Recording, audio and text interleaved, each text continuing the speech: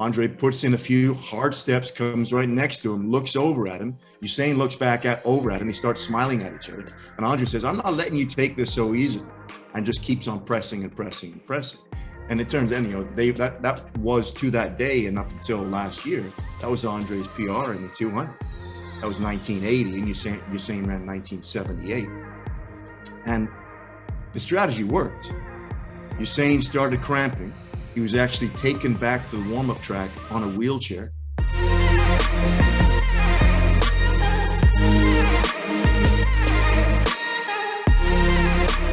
Stu McMillan, that's the intro. Everyone should know who he is. Just kidding.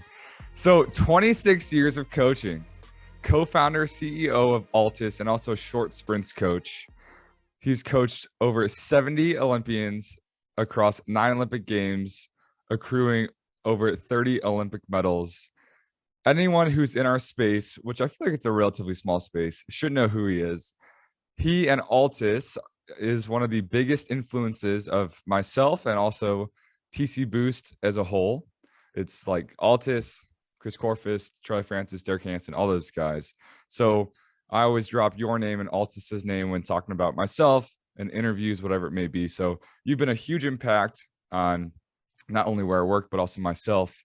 You've been super nice playing some phone tag, going back and forth, as well as speaking with us last year. I always love consuming the content you make, whether it's written, whether it's spoken, and I'm super excited to have you on today. So first, did I miss anything? Second, thanks for joining. And third, let's get into it.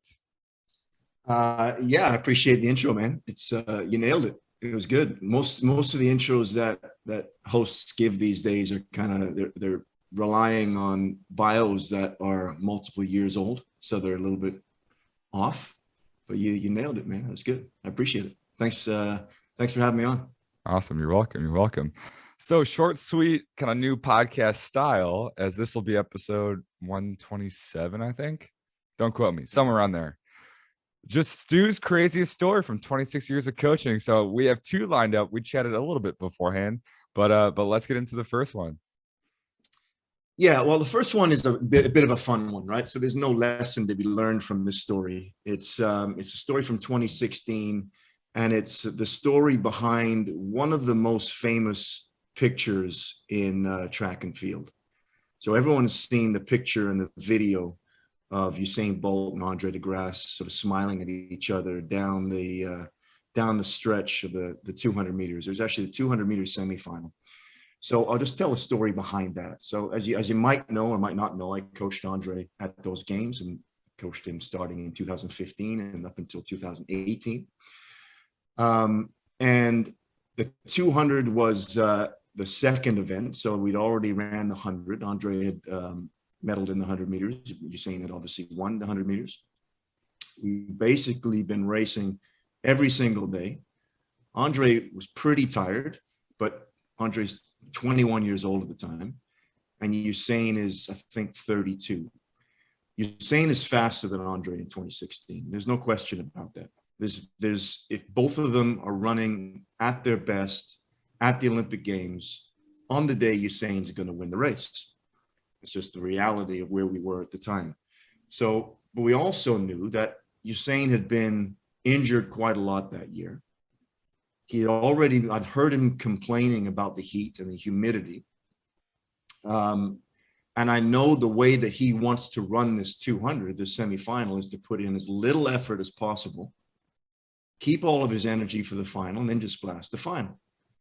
So our goal or our strategy, what I told Andre to do here in the semi was, okay, don't let him win this. Don't let him walk this. Don't let him come off the bend and just jog the last 80 meters and you jog beside him. You both run 20.3, both get into the final, because he's going to beat you in the final. The only way for you to beat him in the final is if he's tired. So the goal was, let's make him work. And ideally, he starts cramping up, because I heard him complaining about it starting to cramp a little bit. Ideally, he's cramping up, and then he's toast for the final. So we knew that Usain generally likes to hit the bend pretty hard, come off in control of the race, have a look around, and just jog in. So I said, let him take the bend, come off the bend, accelerate up to him, and don't let him win. Run beside him, but don't let him take this too easily. So that was what it was. So you can see Andre coming off the bend. Usain's 2 or 3 meters ahead of him. Andre puts in a few hard steps, comes right next to him, looks over at him. Usain looks back over at him. They start smiling at each other. And Andre says, I'm not letting you take this so easily, and just keeps on pressing and pressing and pressing. And it turns out, that was to that day and up until last year, that was Andre's PR in the 200. That was 1980, and Usain ran 1978. And the strategy worked. Usain started cramping. He was actually taken back to the warm-up track on a wheelchair, getting everyone running around trying to get ice. And, I got a big smile on my face, right? I'm watching Andre just walk back to the warm-up track. He's walking, he's feeling great. We're just smiling at each other. Oh, man, that worked perfectly. Now the finals the following day, and sure enough, excuse me, Usain was tired, like really tired. You can tell warming up that he was tired, but Andre was also really tired, So as he'd been racing now 4 days in a row or 5 days in a row, whatever it was, they both put as much as they could into the final as they possibly could. Usain, obviously we know now, Usain won it. Andre came second. Probably what would have happened regardless of what we did in the semifinal, but it gave us a shot. And, neither one of those guys ran as fast in the final as they did in the semifinal. So it did work from that perspective, but, Andre didn't quite have enough on the day to beat him. So that was the story behind that smile, that famous picture, that famous video in Rio. Fantastic. So when you get up to that level and you see those guys at like every meet, are they like buddies? Is that why they smiled, or would he have smiled at anyone who was next to him? No, they weren't buddies at all. Okay. I mean, I don't think they had much more than 2 or 3 conversations of 2 or 3 sentences, So he was more just surprised. Yeah, it was just, hey, what are you doing? I mean, and then he, you could see Usain started wagging his finger at him. Hey, what are you doing, man? Just ease off. We're supposed to be just jogging in here. We're qualifying for the final. I don't need you pressing me here. So that's why he started wagging his finger. Usain was pissed. Like, he was legitimately not happy with Andre over that. That's it was funny. Last follow-up question, because although I'm a speed coach, I don't coach actual track and field. I feel like navigating the qualies, prelims, semis leading up to that, as you just shared, that how much effort you expend in the semis can influence your run in the finals.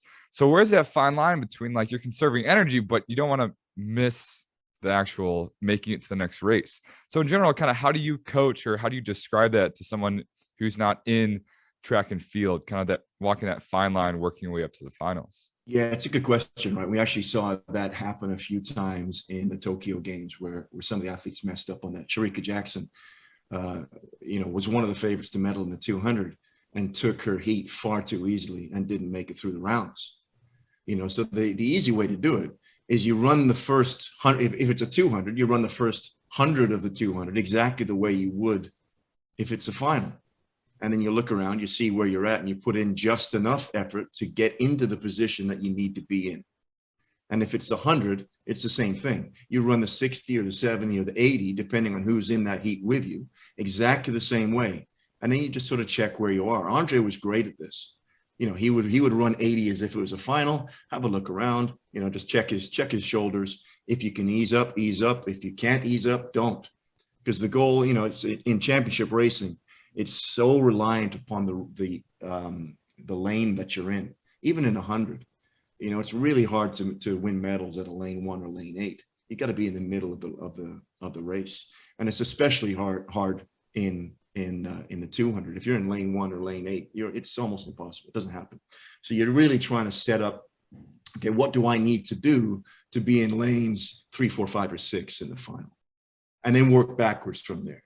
And then you write your strategies around, okay, who's in the race with me? What are they going to be doing? How are they racing their race? And then you just sort of, okay, we'll work back from there and figure it out. But you're right, it's really important. But the important bit is, from a strategic standpoint, is you run the first half or first 60% of the race exactly as you always do. and then you just check the position of everybody else. But if you go in understanding where most of the other athletes will be, that's really helpful. A lot of people don't do that. So that last 20, 30 meters easing up makes a big difference in the long run, or saving your energy in those last 20, 30? It can. I mean, it's that's somewhat debatable. Or is it more psychological? But, yeah, it's potentially psychological. I think it can definitely make a difference in running 2s and 4s. I'm not sure how something much longer. Of a difference it'll make. Yeah, I'm not sure how much of a difference it makes in the 100, because you're at 70, 80 meters. You're at max velocity already. I mean, you've done the work to get there. So, easing down to, run the last couple segments, a couple tenths slower.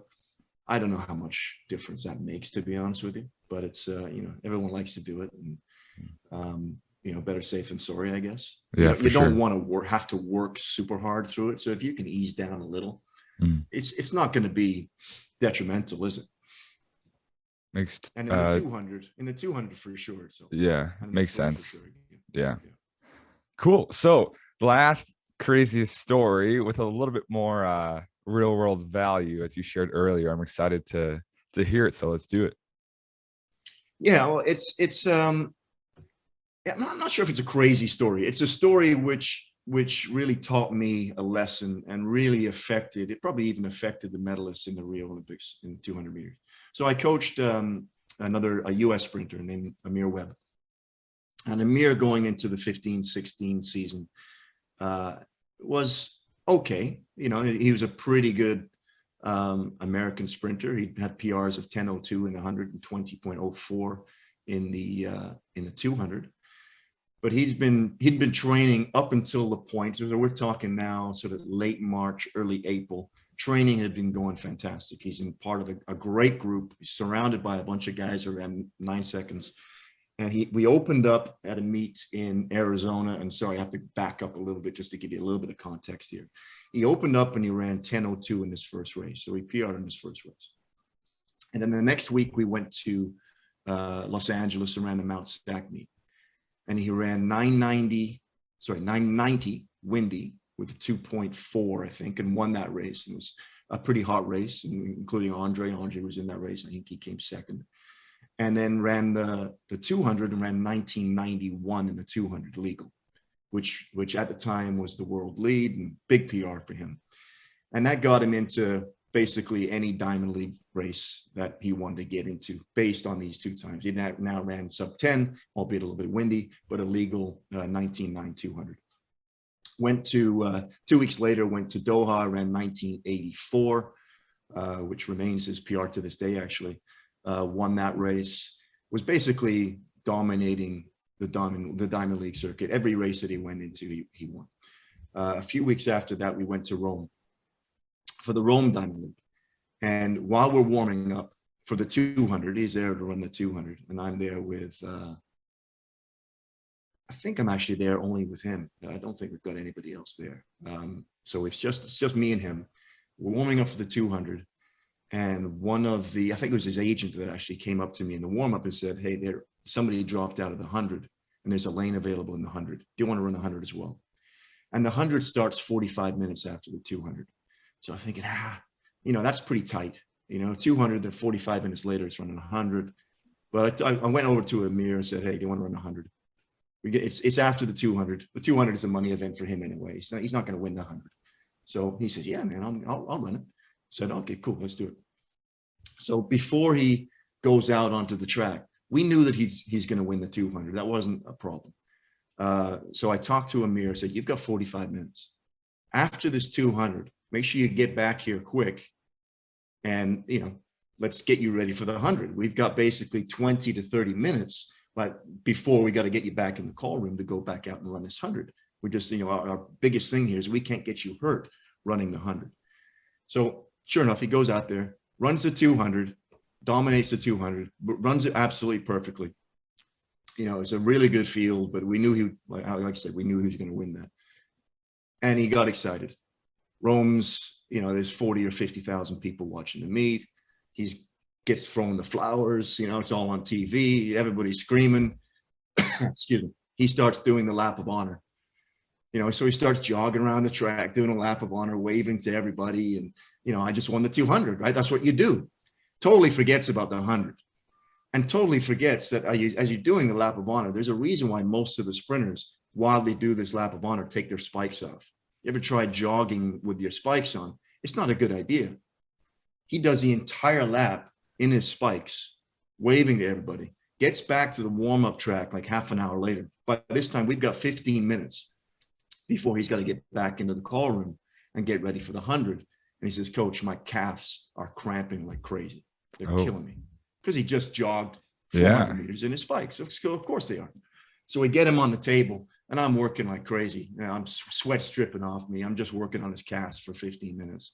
Just to see, all right, we're probably not going to be able to do the 100 here, but we'll do it. We'll see what we can get done. So I take the tension out of his calves. I said, just do an easy stride. He does an easy stride on the grass. He says, "Yeah, they feel okay." All right, off you go. So basically, he's done nothing now for 45 minutes other than me working on his calves for 15 minutes. One easy stride, goes and sits in the call room, goes out in the 100, doesn't do a warm-up start, just sets up his blocks and just waits because he doesn't want the calves to cramp, right? So he's just in a headspace here. My only shot here is just to do one run, and that's it. The race, the gun goes for the race. His calf kind of cramps on his second step. He almost falls. Doesn't quite fall. Adrenaline just kicks in. He's able to accelerate out of this stumble, runs everybody down, and comes second by 1,000th to Justin Gatlin. Gatlin runs 9.938, and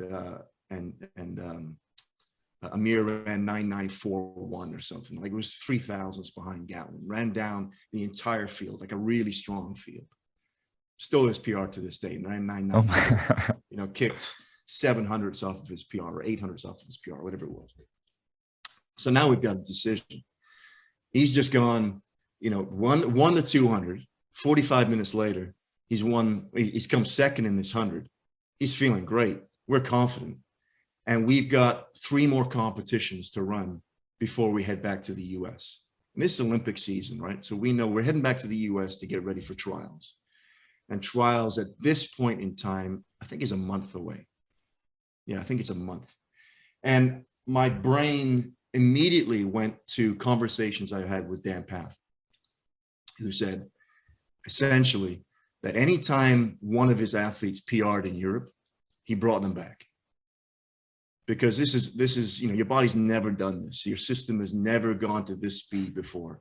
It's better, you're better safe than sorry. Let's just come back, reset. Let's just not, there's more downside to staying over and racing than there is just to come back and just make sure that you're recovering well from this new load that you've imparted upon your system. So this is going through my brain.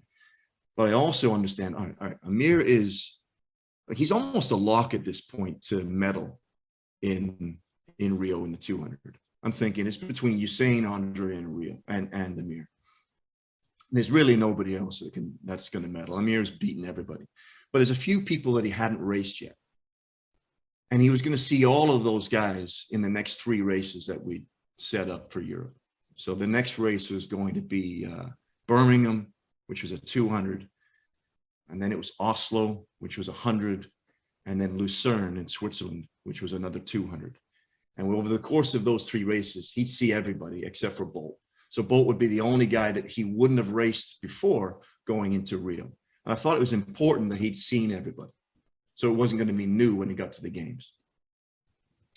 So we had a conversation about it. I said, these are our options. We can pull out of these next 3 races and head back, or you'd be heading back because I have to stay over because I've got, Andre's coming over and a few other guys are coming over, but you can head back to Phoenix, start working with the assistant coaches over there, and I'll see you back there in 2 weeks. Or we can stay over and get this work done against these other guys. So we decided, all right, let's stay over. So we go to Birmingham next. We meet Andre in Birmingham. Andre ends up winning that race in the rain, in the cold. He runs 2016 into like a -1.8. And Ameer comes 5th running 2050 something. So that wasn't very good. But this is like 4 days after Rome. So I know that he's still super tired from Rome. And that was kind of the risk, right? We knew that, all right, you're not going to recover great from this, but we'll see where we're at. Were you like holding your breath the whole time? Well, I didn't think he was going to get hurt, but I just didn't want it to be real bad. All right. You know, and it was bad. Like, it wasn't good. You don't go from running, 19.8s, 19.9s, and 20 flats to run 20.50 something, even if it is into a headwind. Then coming fifth. And then we go to Oslo, and he's running 100 in Oslo. Not as much pressure, but the last 100 he ran 9.94. And it's a pretty nice night. It's cold, but he runs 10.18 and he comes fifth or fourth. It wasn't good. And then we got Lucerne 3 days later. We're pot committed now. I mean, we're in, right? So it's like we're gonna play this out, even though it's probably after any of these races, I should have said no, we're done. Let's just head on home.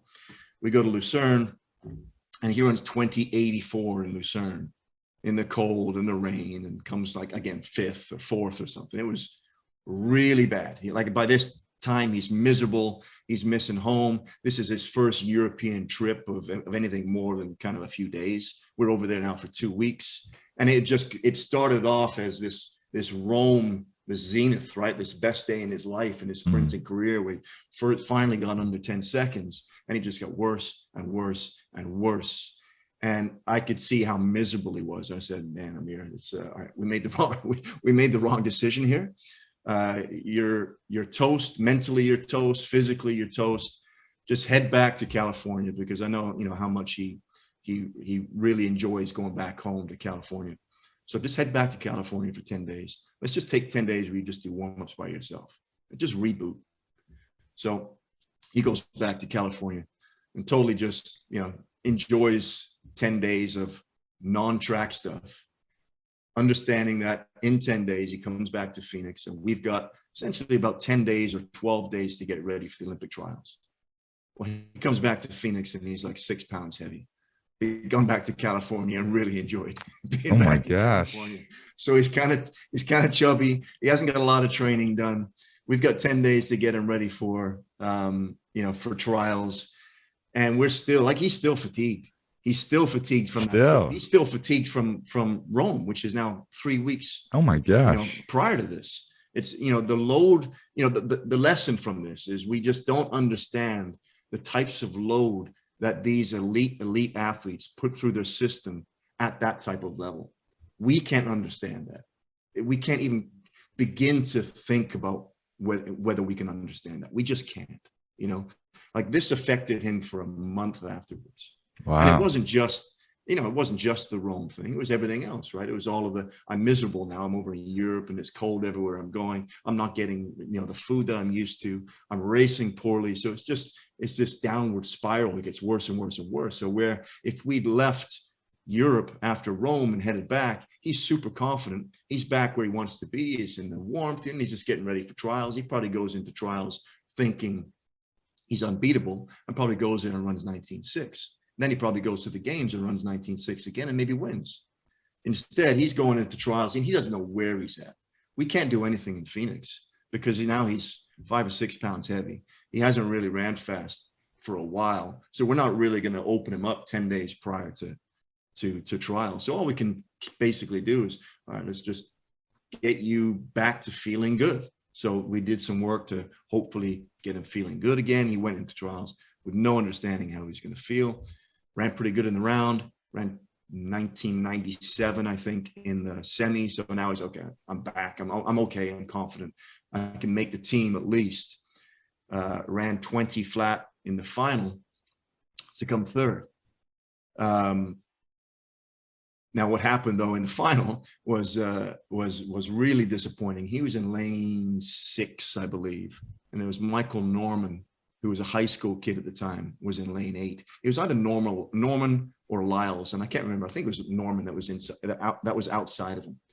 And in the corner of his eye, at about 180, 190, he sees Norman, and he thinks Norman's coming. He's not, but he sees him, so he panics a little bit. He starts overstriding, and he dips at the line, even though he doesn't have to dip. I mean, he's a tenth ahead of the guy, but he pulls his hamstring. He tears his hamstring at the line. Tears.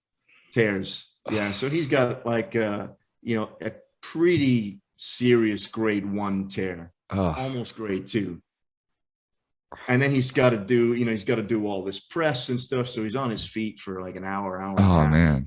Can't even get ice on it after this. So now we're rehabbing him, and we've got a month to get him ready for A Rio. month. Off of grade 1, almost grade 2. So he goes to Rio. He made the semi, he ran 20:30 and didn't make the final. That was it. And it was all of this was, the lesson there is, well, there's a couple lessons. One, we don't understand the load. Number 2 is if you've got a heuristic, which is, okay, somebody PRs on the road, get them off the road and go and reboot from that, live by it. If that's a heuristic that you're living by, and let's just stick to it. Don't talk yourself out of it for some other reason, Another one, don't, I guess 2 weeks or 3 weeks away from trials, don't send an athlete home by himself for 10 days, even if you think that is a good idea at the time. That's probably not a good idea. So that was a really harsh lesson for me that probably ended up costing an athlete an Olympic medal. There's no doubt in my mind he would have been right there with Andre. He'd either beaten Andre or been right there just behind Andre in the 200. Whether he'd won come second or come third, there was a medal there for him, and he didn't get it because of some bad coaching decisions on my part. So it's a real big lesson for me. Hopefully we'll heed and learn from.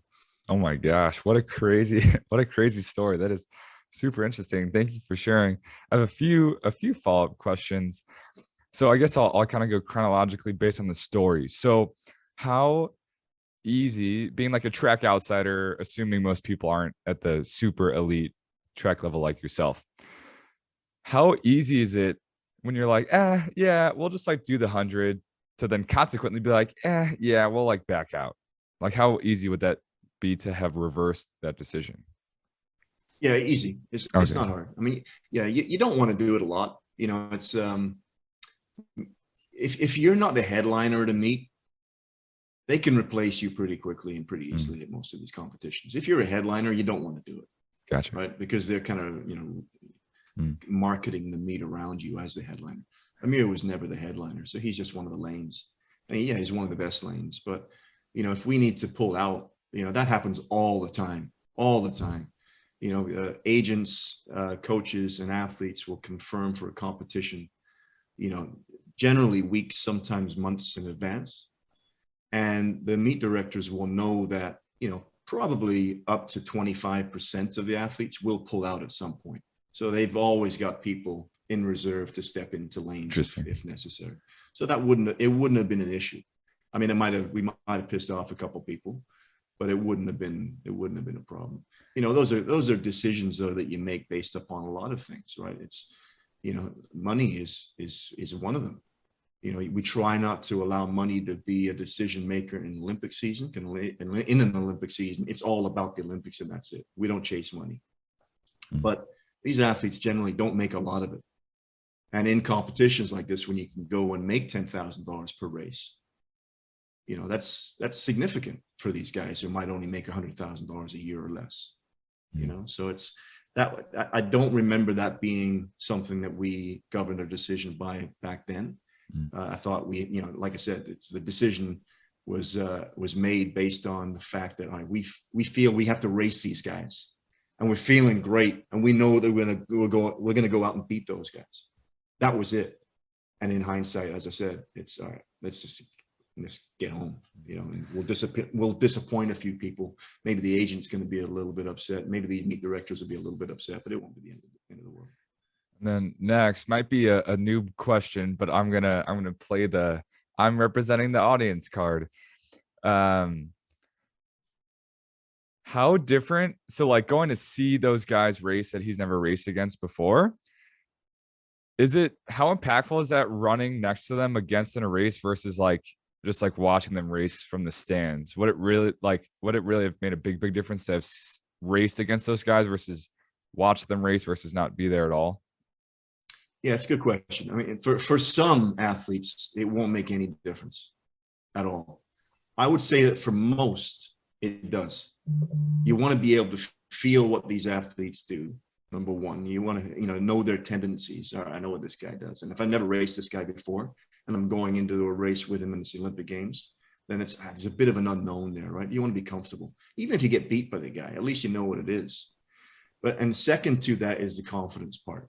Like, at the point we made that decision, we didn't think that Ameer would get beat by anybody other than his training partner, other than Andre. So it was, okay, we know that we can go out and just roll up everybody. And then when you show up in Rio, you've beaten everybody, you know that.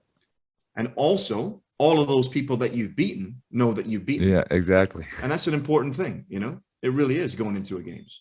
So we felt like that was an important thing, especially for him and for his personality.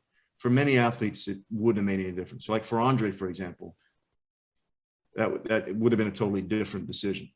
He doesn't care, but many athletes do, and it would make a difference. And a heuristic is something that I've heard you talk about multiple times in the various presentations that I've heard you give online, and I think in person or on Zoom as well.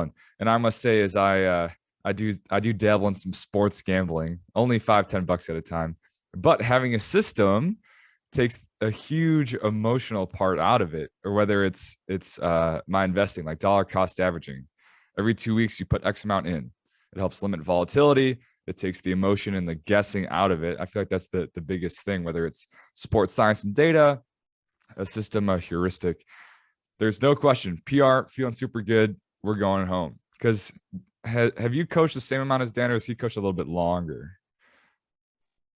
No, Dan's 10 years older than me. So he's coached for 45 years. I started coaching when I was 14, but I started coaching sort of more elite athletes when I was 25 or so. I'm 52 now. So it's, I've been coaching elite people for, almost 30 years, or he's been coaching elite people for over 40. Wow. And it's not to say that a heuristic makes every decision, but it at least gives a super solid kind of framework, or it helps get you like 75% of the way there. As there's a ton of context, and obviously, and that just justifies conversation. That's how I describe sports science. Data, discussion, decision. Well, you have your heuristic, that's the data, and then you discuss with your athletes and stuff. You use your own intuition, and then you make a decision and go from there. But makes total sense for sure. So it's a super interesting story. But one thing that sucks about coaching is I have a few myself. Is the ones that don't work out stick out in your mind compared to the ones that really, really do, the ones that you crushed. And I'm sure that over 30 medals, but the one that you chose to speak about is the one that, didn't pan out. So it's definitely, sure. It's funny how the mind works that way. Huh? It is. It sucks, but a super awesome story, a bunch of insight as well. So I want to say thank you very much again for playing some phone tag with me, for giving me some of your time and sharing these super interesting stories. So last, I'm going to roll out the red carpet for you to shamelessly plug, emphasis on shameless. Whatever you have to plug, where can people get more Coach Stu and ALTIS? Well, we're on all of the social media platforms at ALTIS, ALTIS, or ALTIS, however you pronounce it. I'm on Twitter at Stuart McMillan 1, and on Instagram at Fingermash. And then just look out for next month. We are releasing our Performance Trinity. Our 3 big courses are up for sale next month. So look out for that. It's middle of March or late March. So we're sort of gearing towards that right now. So it's, Matt, I appreciate your time, man. I appreciate your question and inviting me on.